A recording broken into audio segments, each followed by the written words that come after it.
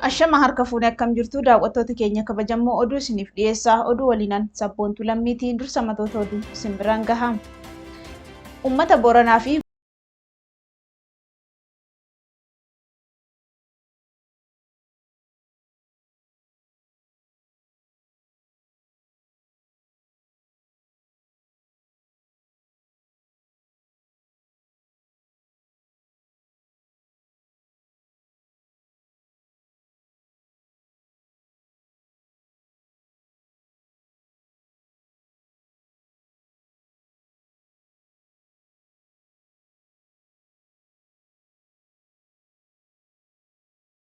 oduutti isin ceesisa.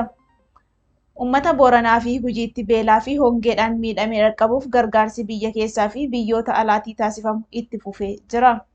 Deeggarsi uummata beelaan hubame dhaqqabuuf biyya keessaa fi biyyoota alaatii namoonni dhuunfaa fi jaarmiyaaleedhaan taasifamu jabaatee itti fufee jira. Haaluma kanaan guyyaa kaleessaa bitootessa 4 bara 2023 Waldaan Gargaarsa Oromoo Ooraan sagantaa marii birmannaa lammii jedhuun toora zuumii irratti qopheesseen lammiilee beelaan hubamaniif maallaqa gargaarsaa walitti qabuu beeksisee jira. Qophii kanarratti seenaa fi hojiileen Waldaan Gargaarsa Oromoo Ooraan hojjetee fi ammas hojjetaa jiru karaa bakka bu'oota jaarmichaa kan dhiyaate yoo ta'u, hirmaattonnis sochii Ooraan uummata beelaa fi hongeen miidhame qaqqabuuf taasisaa jiru milkeessuuf gumaacha maallaqaa taasisanii jiru. Namoonni sagantaa kanarratti maallaqa gumaachan dhuunfaa fi kallattii adda addaatiin tana duras gargaarsa taasisaa turuu himanii kan karaa Ooraa taasisaa jiran kun marsaa biroof irra deebiin kan gumaachan ta'us lammii isaanii rakkoo hamtuu jalaa baasuuf itti fufiinsaanis akka deeggaran dubbatani. Addi Bilisummaa Oromoo karaa Waldaa Gargaarsa Oromoo uummata beelaan hubameef qarshii 100,000 kan gumaache yoo ta'u, Hoogganoonni ABO qajeelcha poolisii Burraayyuutti murtii cubbuutiin waggaa 3 oliif dararamaa jiranis maallaqa firootaa fi maatiin erganiif irraa tibbana qarshii 10,000 fi 450 ol gumaachuun ni yaadatama. Kun kanaan osoo jiruu hangaftichi jaarmiyaa Oromoo Waldaan Maccaa fi Tuulamaa sagantaa galii walitti sassaabuu bitootessa 5 bara 2023 galma giddugala aadaa Oromootti gaggeessuuf saganteeffatee ture. Guyyaa har'aa bakka namoonni hedduun argamanitti kan gaggeeffate yoo ta'u, qophicha irrattis namoonni biyya keessaa fi biyyoota alaa adda addaatii waamicha Waldaa Maccaa fi Tuulamaa deebisaa laachuun hawaasa beelaa fi hongeen miidhameef gargaarsa taasisuu gabaasni arganne ni hubachiisa. Uummata beelaa fi hongeen hubame dhaqqabuuf sochiin taasifamu kun hawaasa Oromoo biyyoota alaatti argamuunis gaggeeffamuun kan itti fufes haa ta'u, Ameerikaan naannawaa Siyaatilii fi Kanaadaattis sagantaan galii walitti qabuu gaggeeffamee jiraachuu odeessi arganne ifa godha. Haaluma wal fakkaatuun lammiileen Oromoo biyya Saawud Arabiyaa jiraatan lammiilee Oromoo kaaba Oromiyaa godina Wallootti sababa weerara finxaaleeyyii Amaaraatiin miidhamanii fi qe'ee irraa buqqaaniif gargaarsa taasisaniiru. Qarshii 600,000 fi 3,000 walitti sassaaban kanas karaa koree gargaarsa Ustaaz Raayyaa Abbaa Maccaatiin qophaa'een kan ergan yoo ta'u, kana malees hawaasa Oromoo Booranaa fi Gujiitti beelaan hubameef marsaa lammaffaaf maallaqa walitti sassaabaa akka jiran beeksisani. Gargaarsi uummata beelaan hubameef taasifamaa jiru kun abbootii qabeenyaa, namoota bebeekamoo, jaarmiyootaa fi namoota dhuunfaan taasifamuu itti fufuun qarshiin miliyoona dhibbootaan lakkaa'amu walitti qabamu akkasuma gargaarsi nyaataa fi bifa adda addaan hawaasa hubame qaqqabaa jiraachuu odeessi marsaalee hawaasaa irratti bahu mul'isaa jira. Gama kaaniin hongee fi beela Oromiyaa keessaa dhoksuun yakka raawwataa kan ture murni Biltsiginnaa yeroo ammaa immoo maqaa lammiilee beela'aniitiin gargaarsa funaanee uummataan dhaqqabuu didee of bira tursuun yakka dachaa raawwatuu irratti argama. Gargaarsi kallattii adda addaatiin uummata beela'eef arjoomame kun daddaffiin uummata lubbuun haala yaaddeessaa keessa jiru akka hin dhaqqabneef shirri gartuu faashistii aangoo irra jiruun xaxamaa jiru danqaa uumuus hammaa fi haala danda'ameen lubbuu lammiilee baraaruuf sochiin taasifamaa jiru ittuma fufee jira.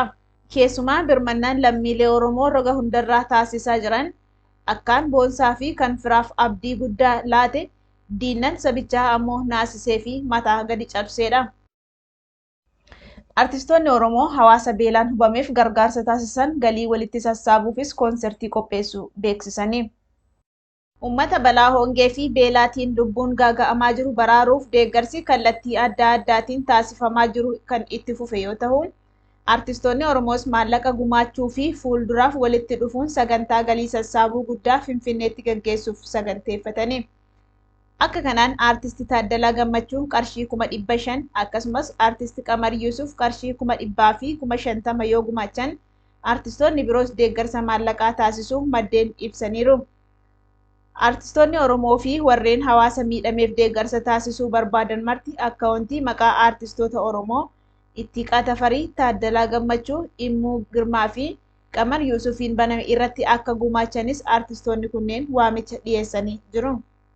Gama biraatiin artistoonni Oromoo hedduun kan irraa qooda fudhatan koonsertiin Lammii Koof jedhu bitootessa 18 bara 2023 Finfinnee galma Barkumeetti gaggeeffamuuf akka saganteeffame barameera. Artistoonni Oromoo beekamoo fi jaallatamoon kan akka Taaddalaa Gammachuu, Qamar Yuusuf, Galaanaa Gaaromsaa, Jaamboo Jootee, Ittiiqaa Tafarii, Yoosan Geetahuun, Gadaa Hamdaa, Joorji Abbuu, Margituu Warqinaa, Andu'aalam Gosaa, Leencoo Gammachuu fi Kuul Surree dhaabbata Viijin Entertainment waliin ta'uudhaan sagantaa hawaasa beelaan hubame gargaaruu akeekkate kana qopheessani. Godina Baaleetti jiraattonni 300,000 fi 48,000 ol ta'an hongee fi beelaaf saaxilamanii gargaarsa lubbuu baraaruu akka eeggataa jiran himame. Godina Baalee Bahaa onoota 5 keessatti namoonni hedduun hongee waggootaaf walitti fufinsaan mudatee fi beela hammaataa jiruun kan ka'e lubbuu baraaruuf qe'ee gadhiisanii baqataa jiru jedhameera. Akka dhaabbanni gargaarsa naannicha keessa sossoo'u Odaa Roobaa Charity Organization jedhamu ibsetti lammiileen godina Baalee rakkoo akkaan ulfaataa keessa waan jiraniif deeggarsi lubbuu baraaruu daddafii yoo hin dhaqqabne balaa caaluuf saaxilamu. Lammiileen 300,000 fi 48,000 caalan onoota godinichaa akka Raayituu, Daawwee Sarar, Laga Hidhaa fi Daawwee Qaachan keessatti gargaarsa lubbuu isaanii baraaruu hatattamaa barbaadu jedhameera. Qaamoleen mootummaa fi miti mootummaa akkasumas hawaasni Oromoo biyya keessaa fi biyyoota alaa lammiilee Baalee keessatti beelaaf affeeramaniif akka birmatanis jaarmiyaan kun waamicha dhiyeessee jira. Kun kanaan osoo jiruu godina Baalee bakkoota hedduutti dhibeen koleeraa waggaa tokko dura dhohee hanga yoonaatti furmaata waakkatamee lubbuu lammiilee godinichaa galaafataa akka jiru Oochaan gabaasuun ni yaadatama. Dhibeen kun weerara marroo lammataatiin onoota godina Baalee, Gujii fi Arsii lixaatti babal'achuu irraa taree naannolee olloota tahanitti cehuudhaan namoota miiliyoona 1 tahan balaa caaluuf kan affeeraa jiru yoo ta'u, qaama mootummaan ofiin jedhurraa furmaata dhabuun haalicha daranuu yaaddessaa taasiseera. Qaamonni dhimmisaa ilaallatu marti uummata weerara koleeraatti dabalee hongee fi beelaan miidhamaa jiruuf daddaffiin birmachuun lubbuu baraaruuf haasocho'aniin dhaamsa keenya. Egaa daawwattoota keenya kabajamoo uummata keenya godina Booranaa, Gujii, Walloo fi Baalee keessatti akkasuma godinaalee Oromiyaa bakkoota garaagaraatti beelaan dararamaa jiraniif haa birmannuun dhaamsa keenya yeroo maraati. Oduun keenya har'aaf qabnu kanumaan goolabamee jira. Waan nu hordoftaniif galatoomaa jenna.